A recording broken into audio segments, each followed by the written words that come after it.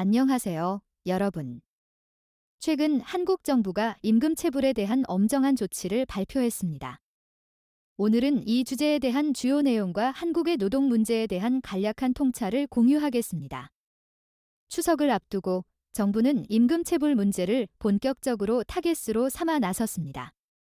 특히 상습적이고 악의적인 사업주들에 대해 강제 수사를 예고, 노동자들의 오랜 시름에 종지부를 찍을 수 있을지 이목이 집중되고 있습니다. 이는 노동자들의 힘든 상황을 개선하고자 하는 정부의 의지를 반영한 것입니다.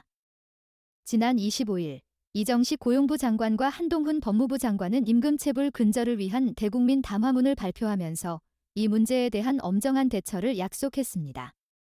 이러한 움직임은 최근 코로나19 사태 이후 다시 증가한 임금체불 문제를 해결하려는 것으로 보입니다. 2018년부터 지난 7월까지 무려 8조 6,248억 원의 임금체불이 신고됐습니다. 그 중에서도 건설업은 가장 심각한 상황에 처해 있습니다. 이러한 문제는 코로나19 팬데믹 이후 더욱 가중되었는데 현재까지 체불된 임금은 1조 1,411억 원에 달합니다. 그렇다면 이러한 임금체불은 왜 이렇게 심각한 문제가 되었을까요? 건설 경기의 둔화와 고물가, 그리고 자재비의 상승으로 인해 많은 사업장들이 경영에 어려움을 겪고 있습니다.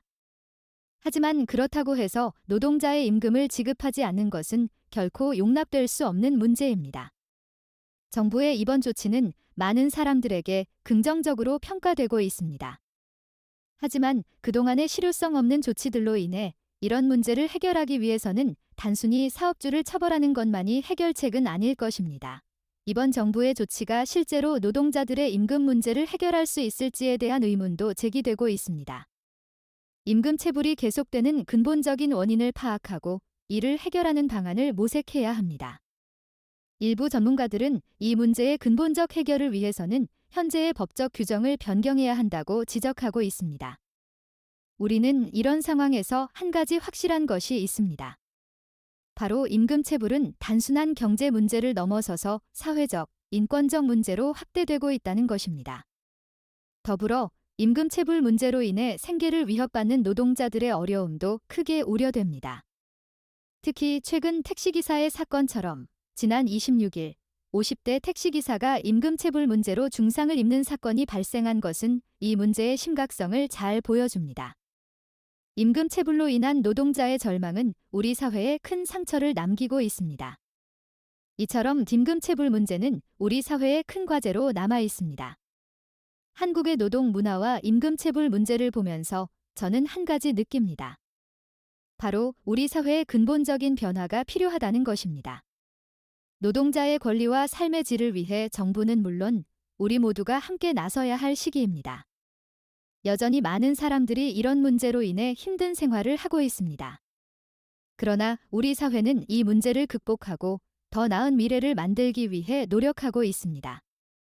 여러분도 이 문제에 대해 관심을 가지고 함께 해결 방안을 모색해 주셨으면 좋겠습니다.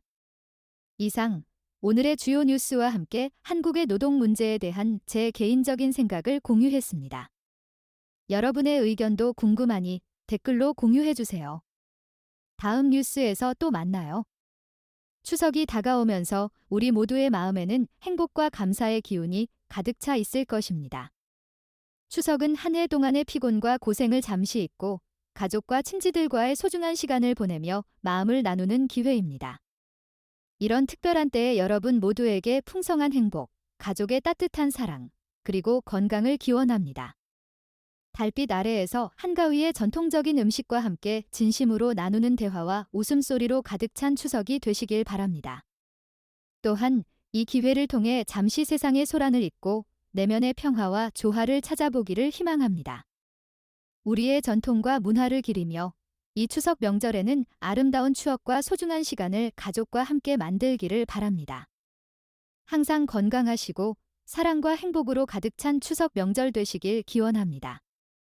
다시 한번 행복하고 의미 있게 추석 명절 보내시길 바라며 좋은 인연으로 또 만나뵐 날을 기대합니다. 진심으로 추석 명절 축하드립니다.